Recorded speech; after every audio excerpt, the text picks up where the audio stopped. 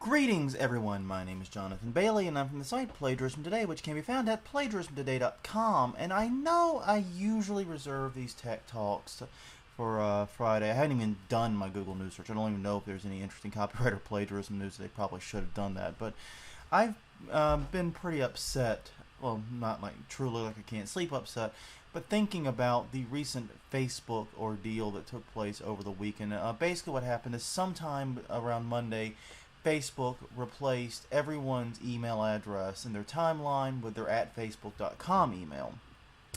So that means, like in my case, my main email is jonathan@plagiarismtoday.com. It was swapped in my timeline for my plagiarismtoday@facebook.com address, which don't email me, they were getting to it in a minute. My problem with this is simple. Facebook, your messaging platform sucks. It just truly, completely sucks. I can't sugarcoat this. I can't put in any context that will make it sound good. It's barely a replacement for text messaging. It is not a replacement for email. It's not a place I can see getting clients contacting me. I can see getting large attachments, etc. It's a place where I get IM-like messages from my friends. And mind you, that's not necessarily a terrible place to be because, we're so balkanized on IM right now with AIM, MSN, Yahoo, ICQ. Yes, people still use it. And, of course, Google Talk. A sort of a unified, you can always reach someone there messaging platform for IM, instant, quick, back-and-forth communication. That's pretty appealing. I'm not saying there isn't merit to it, but A, it does suck. It crashes, especially the web-based version, and also the interaction with clients such as Apple Messages, which is how I primarily use it, is mediocre at best. But point being, there is merit to what you're trying to do. It's just not a replacement for email. If you want me to use your messaging platform as my primary source of contact, here's a thought.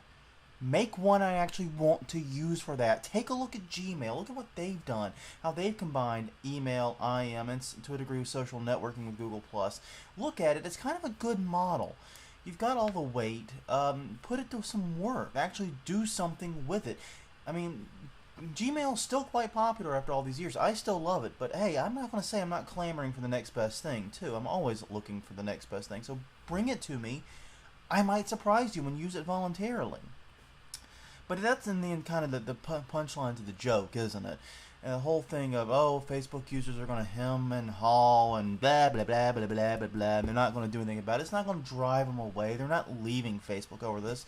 And I include myself in that statement quite comfortably. I admit it. I'm in the group that's going to complain about this and not leave. I acknowledge it. And I'll tell you why.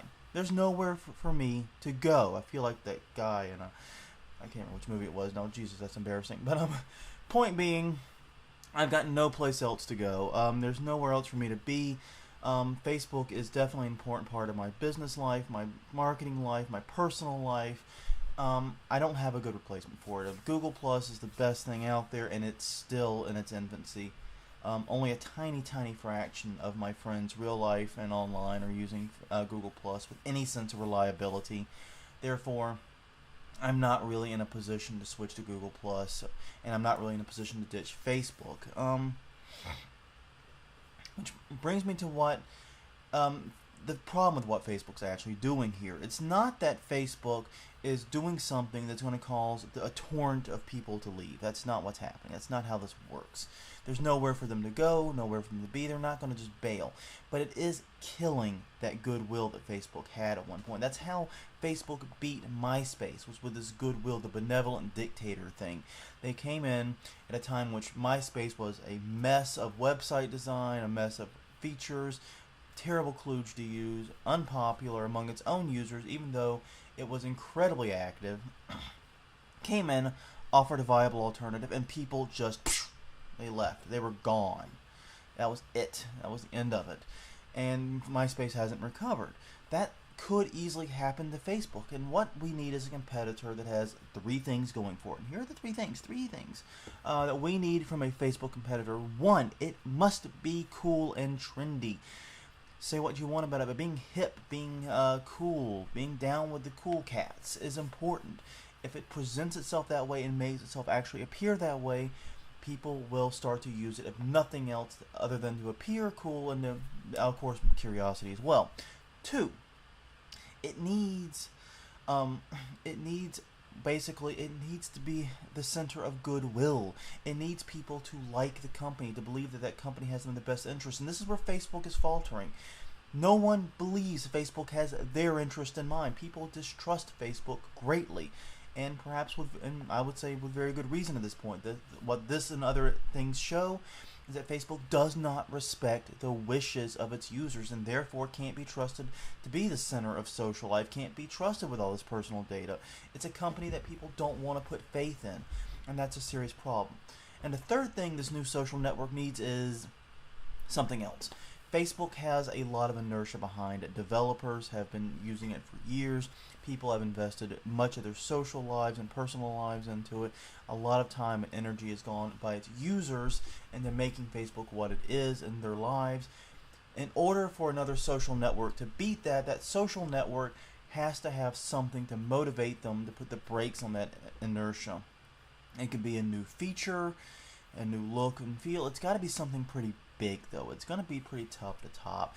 So hopefully they can come along and do something that's truly different, truly exciting, and fills the need of Facebook, but in a radically different and radically impressive way. That's the hope.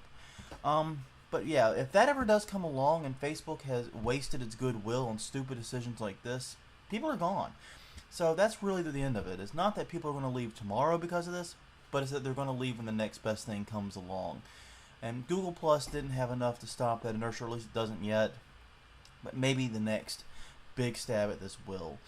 Well, that's all I've got for today. So until next time, this is Jonathan Bailey signing off.